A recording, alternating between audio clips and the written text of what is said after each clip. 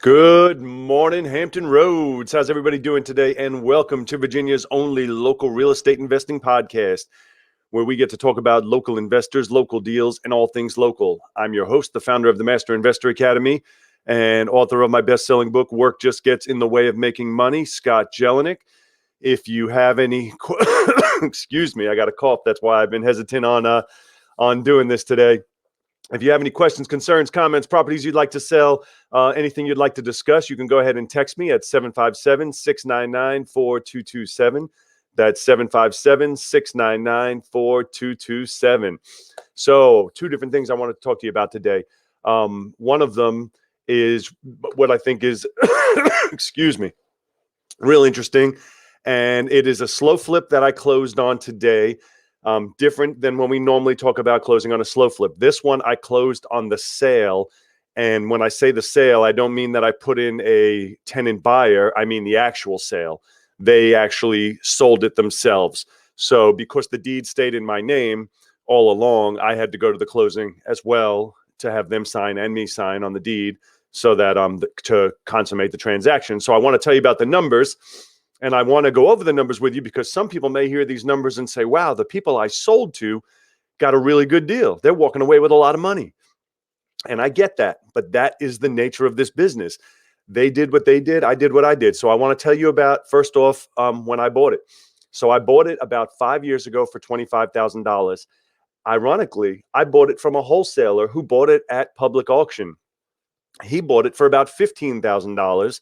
I remember seeing on the HUD, I saw he was getting a $10,000 assignment fee. And I remember thinking, damn, I got to go to these auctions because it was a good deal. I bought it for $25,000 and I was pretty happy with it. So I bought it just straight as a slow flip. It was in really bad, I would say deplorable condition. But, you know, this is in the Craddock section in Portsmouth.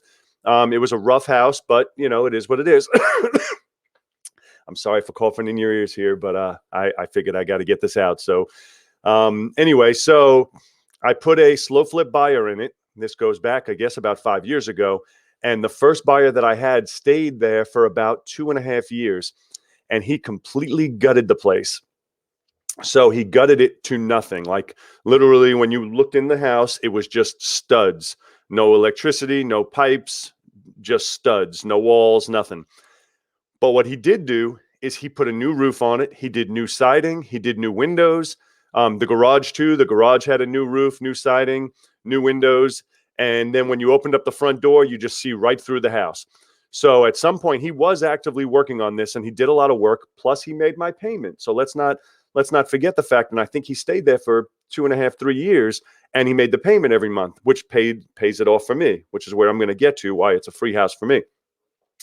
So now I get the property back. He moved away and gave me the keys back and I get it. And I'm like, oh man, it's gutted inside. Normally I like my houses to be livable, right? So somebody, you know, it's a semi-livable condition. It just needs cosmetic work. So I get this one and I was like, oh man, well, it is what it is. And so I at first I was going to wholesale it and let somebody just rehab it and sell it. Then I said, no, I might rehab it and sell it myself. Or I have the option of trying to slow flip it and see if someone will buy it in this condition. So I did find a buyer. I lowered the purchase price to $59,000. I think originally I was at $79,000. So I lowered it to $59,875 a month. And these next people that I sold it to, they were there, and I'm guessing, I don't have the paperwork in front of me, but it was around for 2 years. So for around 2 years, they're making me the payment every month, and they're doing work to the house. And every time I'm in the area, I would always drive by, and I never saw any action going on there. And, you know, and I would always talk with my friends and I'd be like, it's so weird. They keep paying me, but it doesn't look like anything's happening there. Well, apparently they were rehabbing it and doing it in their own sweet time. And they got it done now. And they sold it. So they did not use an agent. They didn't use anybody. They sold it themselves. And they sold it for, I sold it to them for $59,875 a month. They rehabbed it and sold it now for $185,000. Now, I want to stop and talk about that number for a minute because sometimes when people listen to this, they'll be like, Scott, you screwed up. You could have XYZ, or you could have made so much more money if. And yes, you're right. However, that's not the business I'm in. And that's what I try and share with you. My business is very, very passive. I completed the transaction and then I got money coming to my mailbox every single month. So between the first tenant and the second tenant, they completely paid off the house. So I had $0 invested in it. So I have no dollars at all in this property. And I have somebody else in there who's renovating the property.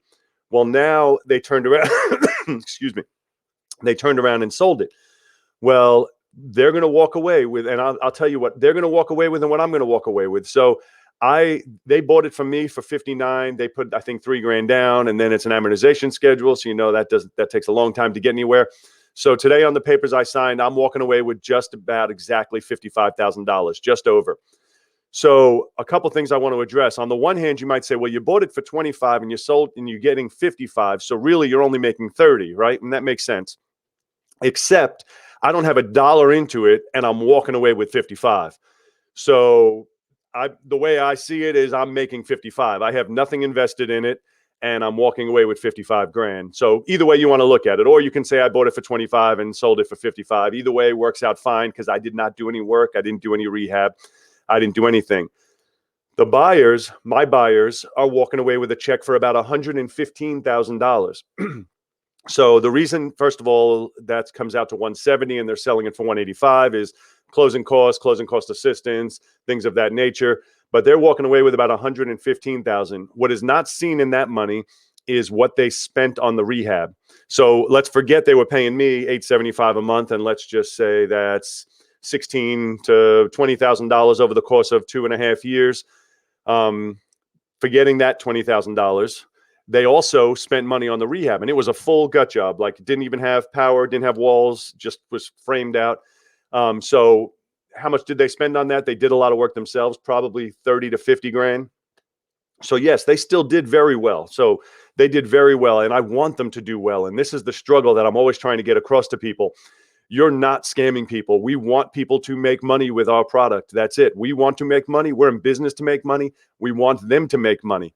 All they were talking about today at the closing table is, can you find us another one? Can you find us another one? Can you find us another one? And I actually put notes down in my phone about put them at the top of the list, because now they got a lot of cash to work with. They have a great experience and they're ready for another one. And so now I'm like, I need to find another one specifically for them.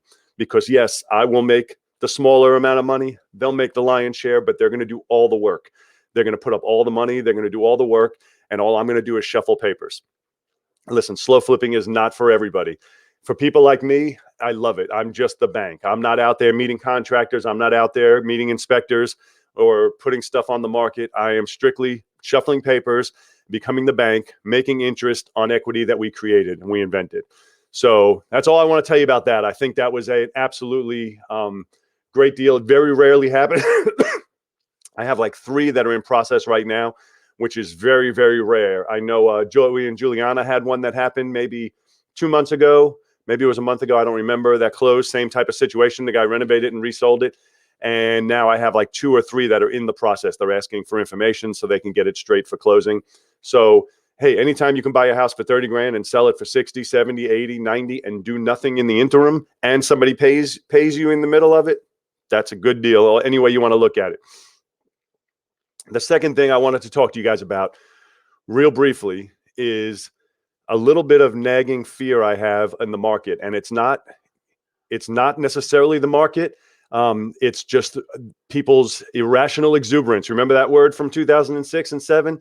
People are buying as many houses as they can. I'm seeing people post on it. I got 20 this year, 30 this year, and they're all excited. And I remember when I had 84 back in 2007. And most of the people that I see that are going through this right now have only been investing for 8 years and 10 years and have never been through the roller coaster before. And so I'm fearful for them and that's why I'm telling you guys, secure yourself, make sure that you're built on steady cash flow. I'm a believer in free and clear. I know a lot of people hate that, but if you've seen what I've seen, if you're older and you've seen it, then you say, okay, I understand why you want to do that.